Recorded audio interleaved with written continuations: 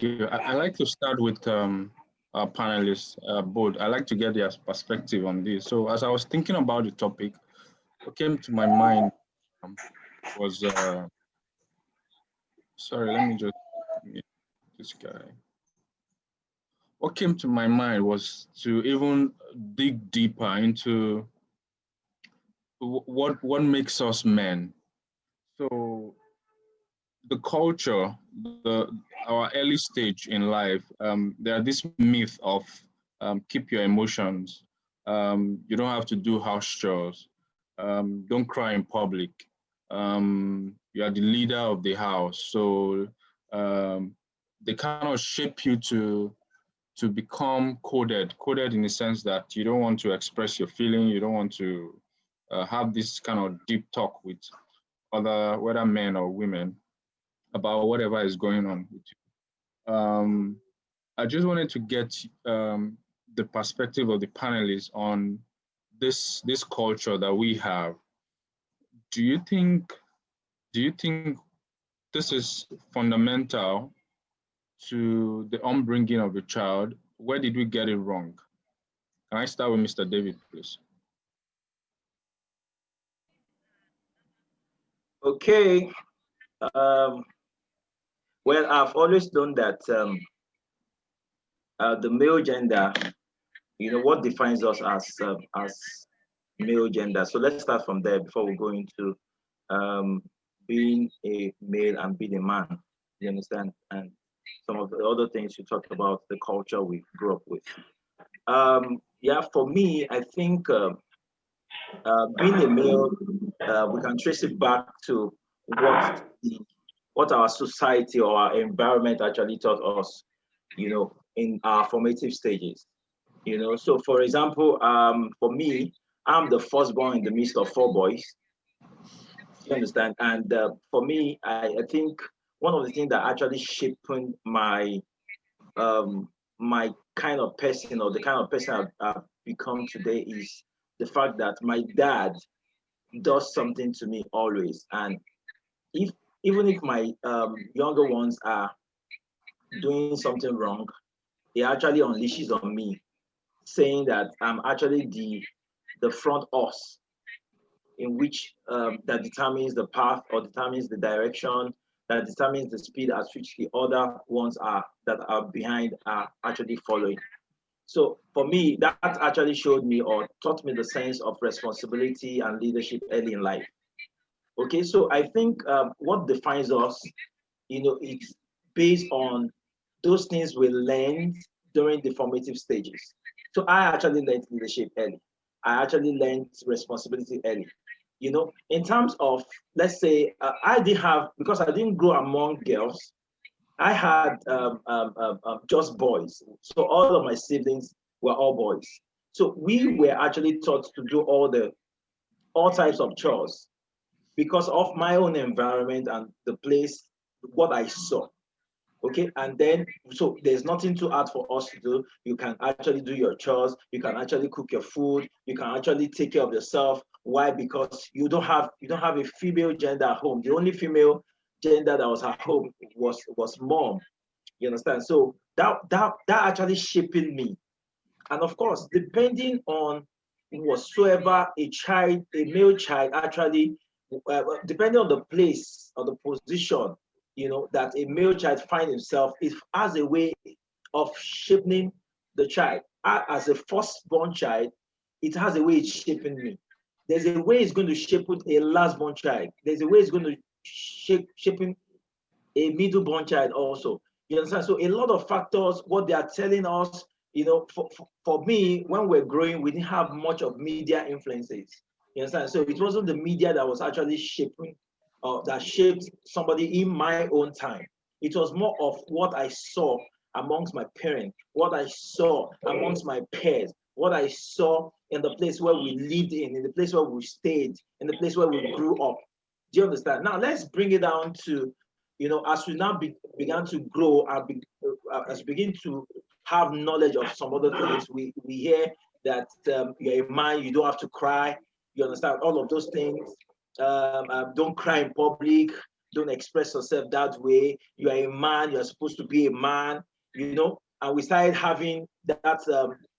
What's it called now? That macho power thing. You just want to do things like I'm a man. You are going through stress. You still want to say I'm a man. You're going through emotional things. You still want to believe that I'm a man. You know, all of those things. We're defined by what we had. We're defined by the society we live in. Where the balance for me is that being a man, so I'm actually translating from a male now to a man. Being a man is not about the muscular prosperity, it's not about the six packs or the 6 feet, or or the way you look. It's about what you carry from the inside of you.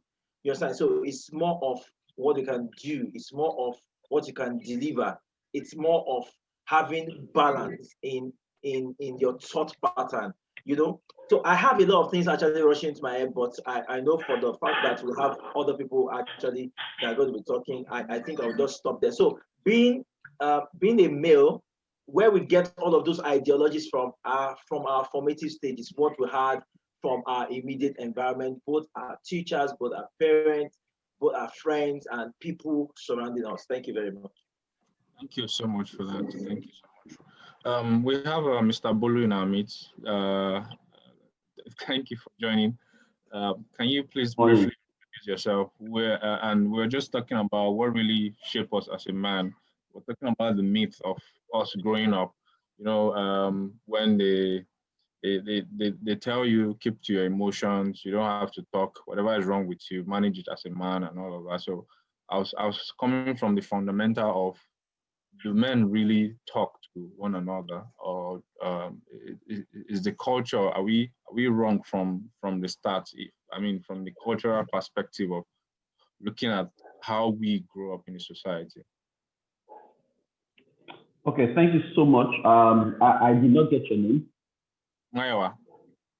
Okay, thank you so much, Mayowa, for having me here this morning. Thank you so much, everyone. Good morning. Apologies, I joined a bit late. I had some family issues to attend to. Yeah. So my name is Buluwatife David. I'm a life coach, or I like to call myself a high performance coach, and I'm the CEO of High Performance Consulting, a management consulting firm dedicated to organizational performance improvement and stuff like that. All of that are not important on this table, because here we are talking about men, man, and all of that. Oh well, for me, speaking to the question that you asked. Now, the other speaker, I didn't get his name because I came late too. Apologies for that.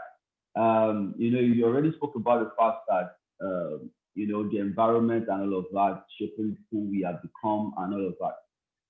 But at this point, I think to move the conversation forward from where it stopped, I should emphasize a number of things. First, who we are today is not who we are. Who we are today is only a function of who we have become. What that means is that every individual has gotten the capacity to upgrade, to change who he is. So people that know me very well can tell you that at different phases and stages of my life, I was different kinds of person, because, I look at myself and I see that, oh, this particular thing is not serving me. I need to change who I have become. So the question then, which would answer your question, is how do we become? Or what is the journey of becoming? And by virtue of my experience, my training, my learning, and all of those things, I have come to understand that three things are basically responsible for who we have become. But before I speak about those three things, I need to also speak first to the fact that who we became is a function of learning, right? Now, that learning process is 90% unconscious learning, 10% conscious learning. So that means that the things you became, majority of them, 90% of the person you have become, is not somebody that you sat down and you said, oh, I want to become this kind of person. And then you start learning how to become that kind of person.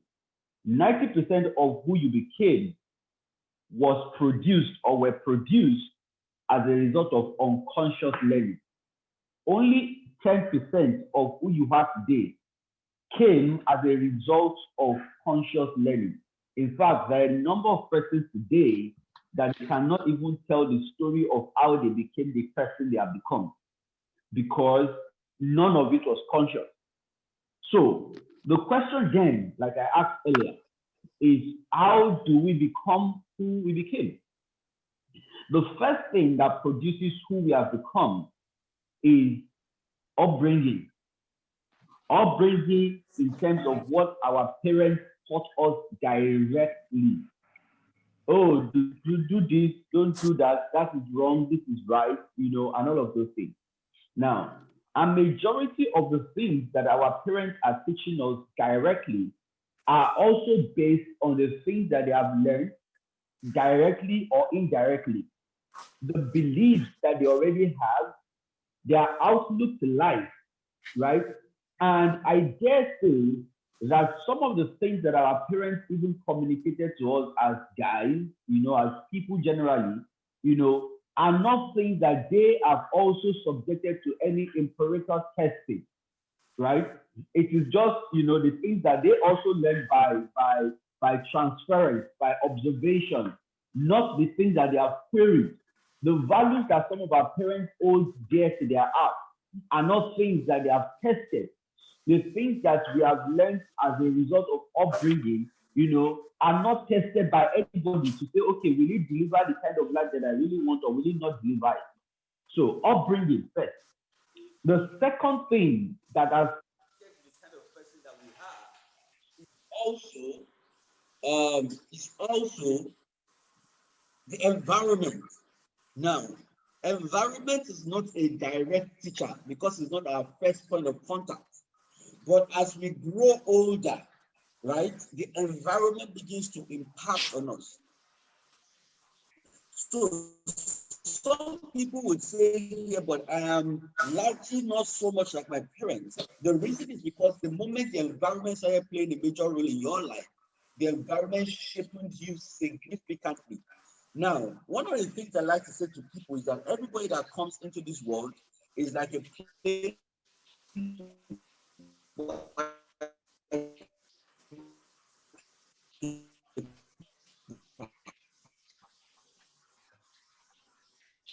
So your parents started writing, your friends started writing, everybody started writing,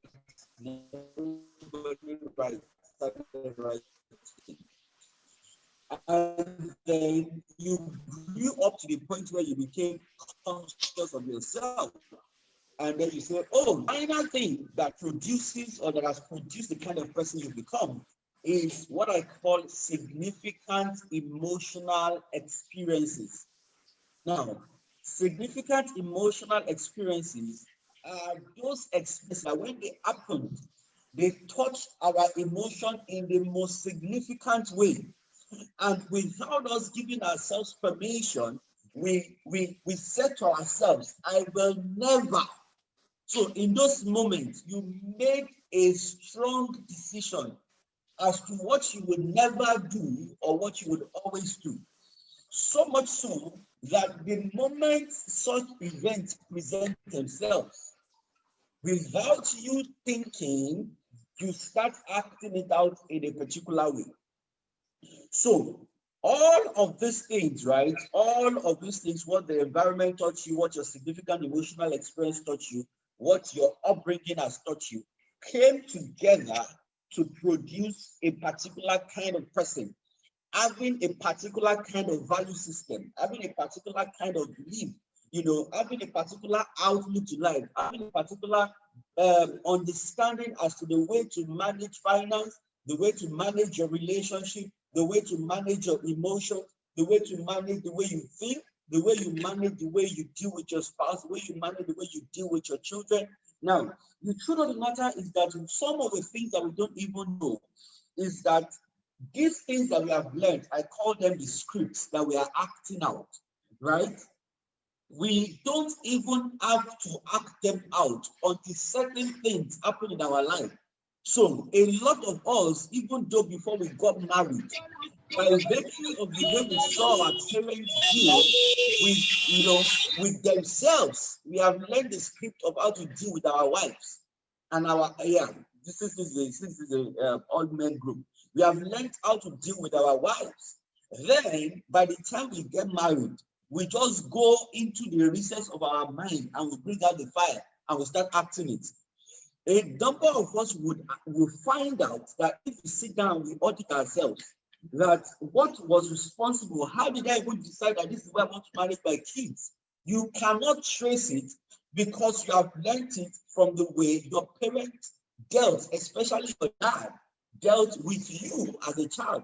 And that became your own script that has informed how you are dealing with your kids. And for some of us that we don't have yet, that is the only script that you have for how to deal with your kids. And that is the script you're going to live. So what I'm trying to say in essence is that by virtue of upbringing, by virtue of our environment, by virtue of the significant emotional experiences that we've had, we are already programmed either to succeed in certain things in life or to fail. Because when we get to those junctures in our life, it is the script that we already have that will bring out. The reason why, a number of people cannot talk about their emotions is simply because of the script of the society that has been written for them that, hey, thou shalt not. It's almost like the 10th commandment that says that thou shalt not express your emotions in the public. Oh, thou shalt not cave under pressure. Oh, thou shalt not do this, thou shalt not do that. And we have accepted those, I call them bullshit rules, hook, line, and sinker. And one of the things I've come to realize is that as a man, one of the things that we should take responsibility for is challenging the rules, the normative rules that we have accepted in our lives. For instance, one of the things I said that there is nowhere that it is written that you must kill yourself because of your siblings. And I say it again, there is nowhere that it is written that as a firstborn, you are responsible for your family, right? By the way this world is designed by God, you are responsible for yourself first before your family. Now, some of these rules, what I call bullshit rules, are the things that a lot of people have accepted into their lives, and are the things that are dictating and directing where they should go, where they should not go, and all of those things. Now, to answer the question of, what really makes a man, I don't think that there is so much of a difference between what makes a man or what makes a woman or what makes this entire world, other than a position of leadership and a position of responsibility. By virtue of gender, there are certain responsibilities that are placed on each other. Now, but one of the things I also like to say to people, which is where I'm going to close up on my first response here, is the consciousness of a freedom-centered life. And I've been speaking about that for a while now. The consciousness of a freedom-centered life, where I am not boxed in, where I'm not, I am not in any cage. But whatever box I'm going to put myself would be a box of my choice, not a box of the society, not a box of what should be and what should not be. Because from where I stand, there is nothing in this life that should be anything like William Shakespeare put it in his book Hamlet. There is nothing that is good or bad in this world. It is only thinking that makes it so. The reason why we say that this one is bad, oh, that one is good, oh, we should act this way, we should not act that way, is simply because of the quality of the thinking that has been populated in our environment, especially where we grew up. And that is why you notice that for some people, some things are good. For some other persons, that same thing is not good. The reason is because in our different environments, the group think as to what is good and what is wrong, wrong differs. And that is why we have that kind of dichotomy. But if there's anything that I want people to begin to take responsibility for, is number one, the consciousness of audit of their thoughts, so that they can begin to live a freedom-centered life. If as a young man, as a guy, you want to be able to lead yourself and lead your family or wherever you find yourself, where you are really functioning in that position of leadership, then the first thing we all need to have is the consciousness of a freedom-centered life, where we are not living by the bullshit rules that has been handed over to us, but we are questioning and querying everything to find out the real truth, so that we can begin to align ourselves in a way that empowers and not disempower. Thank you. Okay, I think we can close from here. I'm not sure I can hear you. Can you hear me, sir? Hello? Hello? I can hear you. Can you hear me? Can anybody hear me? Yeah, I can hear you clearly. Okay, Yes, maybe I can hear you. I can hear you. Okay, maybe it's from him. I wanted. Can you hear me, Mr. Focus, Mr. Bull?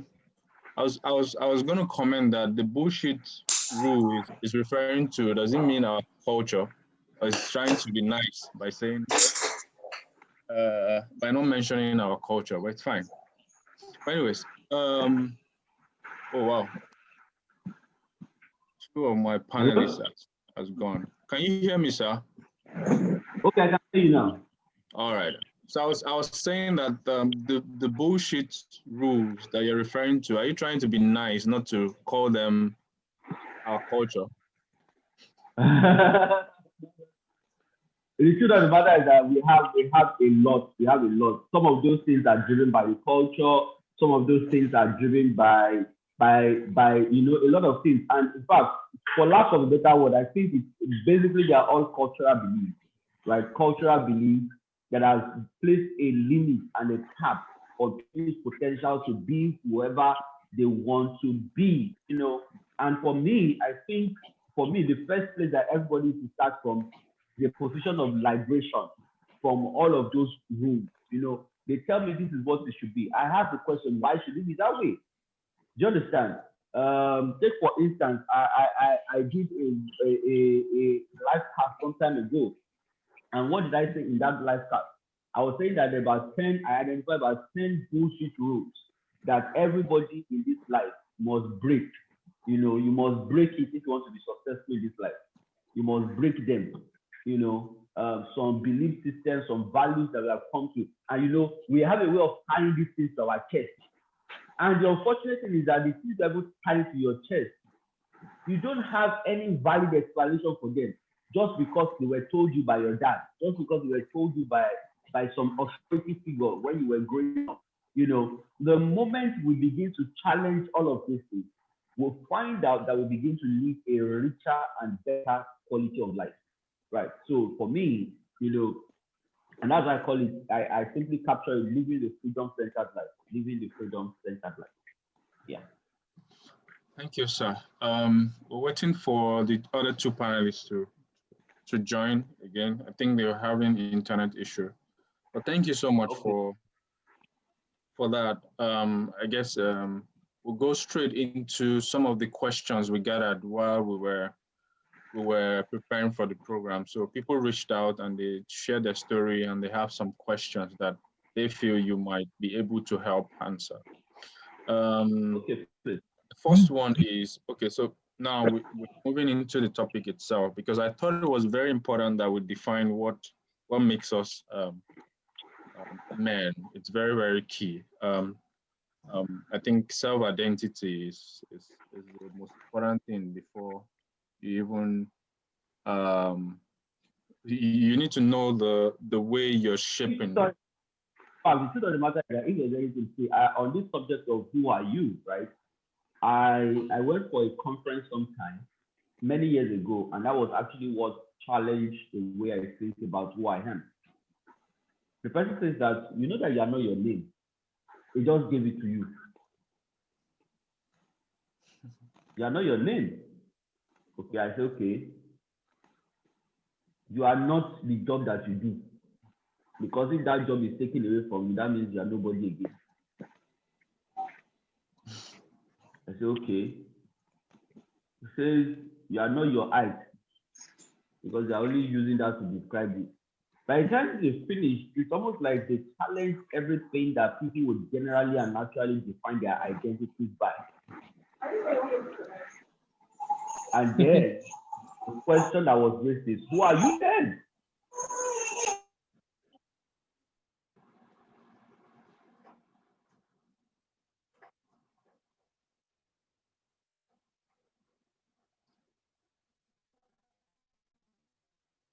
You're on mute, sir. Hello, can you hear me? Hello? Yes, yes. Can you hear me now? Yes, I can hear you. Is that if they Yes. remove everything, all the accolades, all the awards, all the deeds, all the that, if they remove everything, essentially, who are you in your perception of your identity? It is that person that you have become. And then the catch to that is that if that is really who you are, the question is, do you like the version of you that exists today? Thank you And the so much. moment you begin to see that there is a part of that version that is not consistent, you quickly start upgrading it. Right.